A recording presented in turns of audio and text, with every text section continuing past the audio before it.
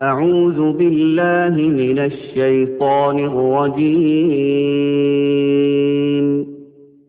بسم الله الرحمن الرحيم.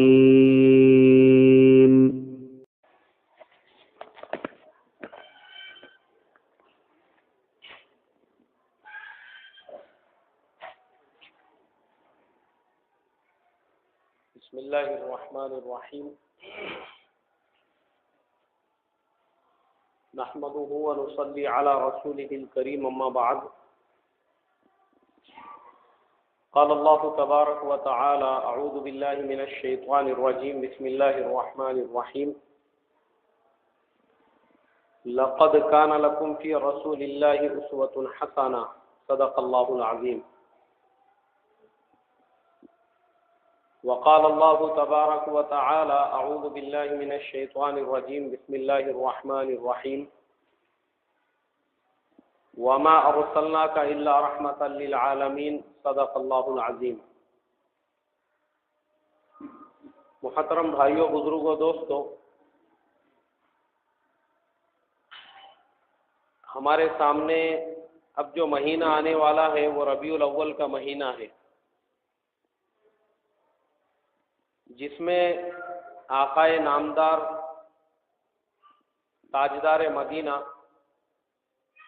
محمد عربی صلی اللہ علیہ وسلم کی ولادت مبارک پیش آئی تھی۔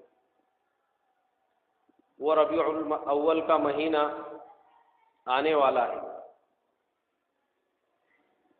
مسلمانوں کے نزدیک اس مبارک مہینے کی بہت زیادہ تعظیم ہوتی ہے، اس کا اکرام کیا جاتا ہے، اس میں عید میلاد کا پروگرام بھی بہت سارے لوگ مناتے ہیں۔ لیکن محترم بزرگوں، ایک مسلمان ہونے کے ناطے سے ہر مسلمان پر سب سے پہلے تو یہ فرض ہے کہ اسے اپنے نبی حضرت محمد صلی اللہ علیہ وسلم کی مکمل زندگی اور سیرت معلوم ہونا چاہیے۔ آدمی خوشیاں منا رہا ہے، بھائی کیوں خوشیاں منا رہا ہے؟ بولے آج ہمارے نبی صلی اللہ علیہ وسلم کی ولادت ہوئی تھی۔ اچھا، آپ کے نبی صلی اللہ علیہ وسلم کی ولادت ہوئی تھی تو آپ کے نبی صلی اللہ علیہ وسلم کہاں پیدا ہوئے تھے؟ بولے معلوم نہیں۔ کس سن میں پیدا ہوئے تھے؟ تو بولے معلوم نہیں۔ ان کے والد صاحب کا نام کیا تھا؟ بولے معلوم نہیں۔ والدہ کا نام کیا تھا؟ تو بولے معلوم نہیں۔ دادا کا نام کیا تھا؟ تو معلوم نہیں۔ پھر یہ کیسا امتی ہے؟ یہ کس چیز کی خوشی منا رہا ہے؟ جب ہمارے پیارے نبی صلی اللہ علیہ وسلم، جن پر ہمارا ایمان ہے اور جن کے ولادت کی ہم خوشی منا رہے ہیں، اگر ہم ان کو ان کی مکمل سیرت ہی نہیں معلوم ہے تو پھر یہ کیسا امتی ہے؟ امتی وہ کہلائے گا جو اپنے نبی صلی اللہ علیہ وسلم کے نام کا کلمہ پڑھ رہا ہے، اسے ان کی پوری زندگی معلوم ہے۔ اور دنیا کا ایک عام قاعدہ ہے کہ ترکاری والا، گوشت والا، اناج والا، لوہے لوکھنڈ والا، سیمنٹ والا اس کو کہا جائے گا جو اس فن کا ماہر ہوگا۔ ترکاری والا اسے کہیں گے جسے ترکاری کی پوری معلومات ہو، جو روزانہ بازار سے ترکاری خرید کے لاتا ہو اور اس کو بیچتا ہو۔ اسے ترکاری والا نہیں کہیں گے جسے آپ نے یہ پوچھا کہ بھائی ٹماٹر کا کیا بھاؤ چل رہا ہے؟ بولے یار مجھے نہیں معلوم۔ اچھا، کاندے کیا بھاؤ مل رہے ہیں؟ نہیں، بولے مجھے نہیں معلوم۔ اچھا، آلو کیا بھاؤ مل رہے ہیں؟ بولے مجھے پتہ ہی نہیں ہے۔ تو پھر یہ کائے کا ترکاری والا؟ یہ تو صرف نام ہو گیا اس کا۔ گوشت والا اسے کہیں گے جب آپ اس کے پاس میں جائے اور آپ اس کو بولے کہ بھائی ہم کو شادی کے لیے 50 کلو گوشت چاہیے، تو آپ ہم کو ہڈی والا کیا بھاؤ سے دیں گے اور بغیر ہڈی والا؟ بولے نہیں، مجھے کچھ معلوم ہی نہیں، گوشت کے بارے میں مجھے کچھ سمجھتا ہی نہیں ہے۔ تو یہ گوشت والا نہیں ہے، بلکہ گوشت والا اسے کہیں گے جو آپ کو اچھی طریقے سے سمجھائے کہ آپ کو گوشت کائے کے لیے چاہیے، اگر آپ کو اس کے لیے بریانی کے لیے چاہیے تو یہاں کا گوشت صحیح رہے گا، اور سالن بنانے کے لیے چاہیے تو فلانی جگہ کا گوشت صحیح رہے گا، تو وہ گوشت والا ہے۔ لوہے لوکھنڈ والا، اینٹ ریتی والا اسے کہیں گے جس کو اس کے بارے میں پورا نالج ہو،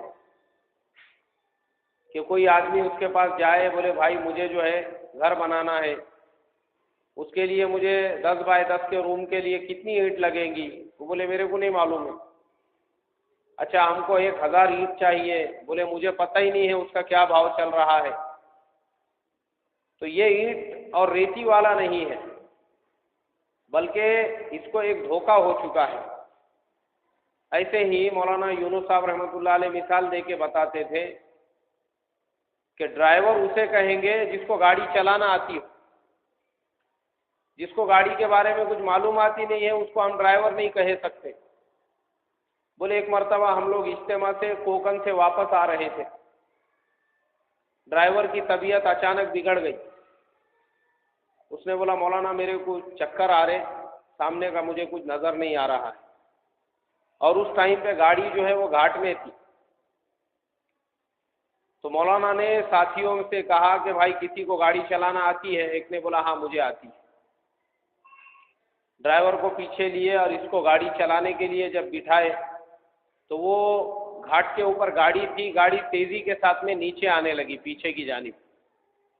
مولانا نے بولے ارے بریک مار بریک مار بریک مار، گاڑی روک گاڑی روک۔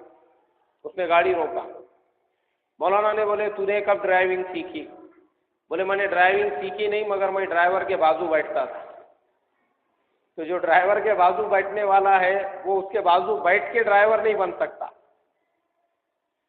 ایسے ہی ہر آدمی کے لیے جو اس فن کا ماہر ہو، جو اپنے آپ کو اس لائن کا آدمی کہتا ہو، شرط یہ ہے کہ اس کو اس کے بارے میں معلومات ہو۔ امتی ہونے کے ناطے سے بھی ہر مسلمان پر فرض ہے، جب وہ اپنے آپ کو عاشق رسول کہتا ہے، اپنے آپ کو محب رسول کہتا ہے، اور اتنی دھوم دھام سے عید میلاد النبی مناتا ہے، تو اس کو معلوم ہونا چاہیے پھر یہ کیسا امتی ہے، یہ کس لائن سے اپنے آپ کو محمدی کہتا ہے۔ اس کو کوئی حق نہیں ہے اپنے آپ کو عاشق رسول کہنے کا اور محب رسول کہنے کا، جب اس کو رسول کے بارے میں ہی کچھ معلوم نہیں ہے۔ عاشق رسول تو وہ ہوگا جس کو رسول صلی اللہ علیہ وسلم کی مکمل سیرت معلوم ہوگی۔ محب رسول تو وہ کہلائے گا جس کو آپ صلی اللہ علیہ وسلم کے بارے میں جو پوچھا جائے وہ فوراً آپ کو بتا دے، جس کے دل میں عشق ہوگا، جس کے دل میں محبت ہوں گی، جو سنتوں سے محبت کرنے والا ہوگا۔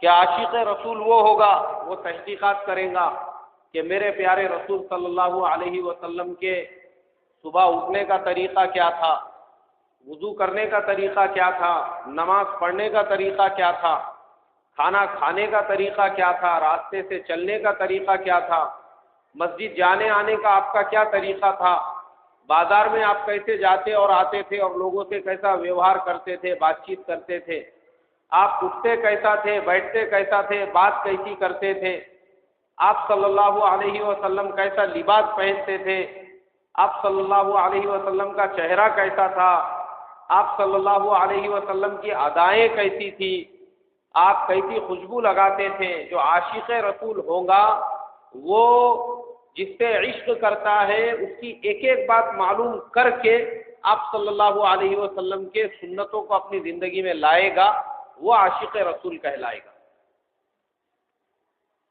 ورنہ اس کو حضور صلی اللہ علیہ وسلم کے بارے میں کچھ پتہ نہیں ہے، کسی سنت کے بارے میں کچھ معلوم نہیں ہے، اور پھر بھی اپنے آپ کو اگر کوئی عاشق رسول کہہ رہا ہے تو یہ عاشق رسول نہیں ہے بلکہ یہ دشمن رسول ہے۔ اس کو غلط فہمی ہو گئی ہے کہ میں عاشق رسول ہوں۔ عاشق رسول کون تھے وہ میں آپ کو بتاتا ہوں۔ سب سے بڑے دنیا میں جو عاشق رسول ہو کر گئے